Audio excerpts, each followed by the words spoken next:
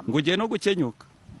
Sinzakenyuka kuko wabivuze nakubwiye ntuzabanza ukenyuka n'urubyaro rwawe. Kigoryi gusa. Mayibobo z'abapasitoro zitagira aho zibarizwa. Uzabwirira mayibobo ngo uri muzo ntegera. Urumva? Kabisa. Uri muzo ntegera. Mayibobo y'umupasiteri itagira ofisi, itagira urusengero inteyantesha umutwe. Wazagiye ukabihanurira umuyobozi akabanza akakuzirika ku mapingu abiri wakisha mwenyo. Indagire. Kumva umuntu ngo Imana ngo yagutumye. Banza ukenyuka wowe n'urubyaro rwawe uko ni wagikenya kirenze. Ese Vava uko gutukana kwawe nk'ubwo baramutse bagiye kukureka ntibyako. Njewe ndamubwiye ngo mbere yuko avuga ko abandi bazakenyuka ni wagikenya. Musubije ibyo yavuze simvuze ibyo atavuze. Urumva? Ni wagikenya kiruta ibindi bikenya. Imana ituma ko abantu bagiye gukenyuka n'Imana he. Mayibobo bitagira office itagira n'urusengero barizwamo. Sabwiriwe mayibobo ngo uzagenda ije kundega nzita. Nta mana dufite hano yatumye abantu ko bazakenyuka. Imana yatumye abantu nk'ubwoko bwayo nta mana ituma umuntu ko azakenyuka.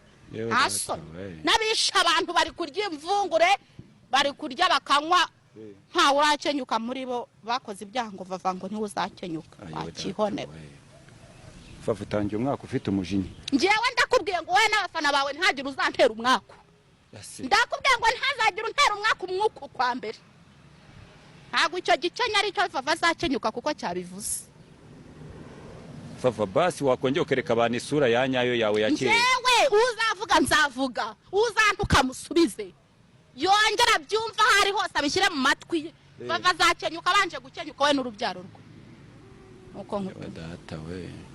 Kindi muto. Mayibobo zitagira office zamayibobo bundi zimitswe nande. Mugani wa marionere ni ugivuga ati njewe setswa n'abantu muza mukandika amakomenti.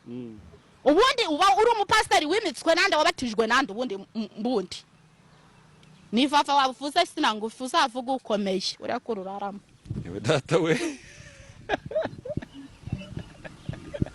Ukuri kw'Imana basi ngayanganureke kongera gutukana. Vava ibintu bishobora kuzagutera umwaka byo kwirirwa gutukana rwose abafana bakakwanga. Nimwe muzantera umwaka. Abafana bashaka kuzakwanga kubera gutukana. Nimwe muzantera umwaka bazanyange. Bazanyanga se mvugisha ukuri. Umuntu araje yazamuye umunwa nta office afite, nta torero ryamwimitse, ntago yigeze arahira ko ari pasiteri, araje ngo aje guhanura ngo abantu bazakenyuka. Wakenyutse wowe n'umuryango wawe mbere yuko abandi bakenyuka. Kandi ngiye mbahaye gasopo kuko atazagira uwo ducakiranira muri RIB. Mbahaye gasopo.